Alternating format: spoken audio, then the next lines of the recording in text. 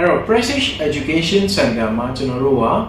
program အသစ်လေးတစ်ခုထပ်ပြီးတော့စီစဉ်ထားပါတယ်အဲ့ဒီ program လေးမှာဆိုရင်တော့ကျွန်တော်တို့ကျောင်းသားတွေပေါ့နော်အသက်9နှစ်ကနေ18နှစ်အထိကိုလာရောက်ပြီးတော့တက်ရောက်နိုင်ပါတယ်အဲ့ဒါကတော့ကျွန်တော်တို့ Olympiads Preparation Program ဖြစ်ပါတယ်အဲ့တော့ Olympiads Preparation မှာဆိုရင်တော့အထူးသဖြင့်တော့တင်ချာ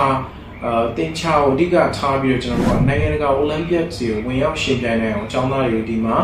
ကျွန်တော်တင်ထောက်ကူပစ္စည်းတွေရဲ့ဆရာဆရာမတွေနဲ့တိတိကျကျကျွန်တော်တို့ပြင်ဆင်ပေးမှာဖြစ်ပါတယ်ပြီးရင်တော့နိုင်ငံတကာ Olympiads တွေကိုကျွန်တော်တို့က online အနေနဲ့ဝင်ပြီးတော့အရင်ဆုံးပေါ့နော်စပြီးတော့ဝင်ပြိုင်နိုင်အောင်အတွက်ကိုကျွန်တော်တို့ဒီမှာတခါလေး registration လုပ်ပြီးတော့ကျွန်တော်တို့အတွေ့အကြုံရအောင်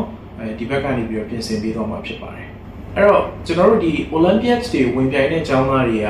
အစအရာမှာတော်နေဖို့ထက်ဆိုင်အဓိကအတွေ့အကြုံကိုဦးစားပေးတဲ့သဘောမျိုးပို့ပြီးတော့ဆန်ပါတယ်အဲ့တော့ဒီသူမဆိုပေါ့နော်ကျောင်းသားတိုင်းဒီ program ကိုလာပြီးတော့တက်ရောက်လို့ရပါတယ်ပြီးပြီဆိုရင်တော့ကျွန်တော်တို့ကInternational Olympiads တွေကိုအတွေ့အကြုံရှိဖို့အတွက်ကျွန်တော်တို့ဘက်ကနေ registration လုပ်ပေးမယ်လာပြီးတော့ဝင်ရောက်ရှင်းပြနေတယ်ဆိုတဲ့ဟာကိုကျွန်တော်တို့ဘက်ကနေပြီးတော့သတင်းကောင်းလေးပါချင်ပါတယ်ခင်ဗျအဲ့တော့ Olympiads တွေကိုဝင်ပြိုင်တဲ့ကျောင်းသားတွေအနေနဲ့ဆိုရင်ကျွန်တော်တို့က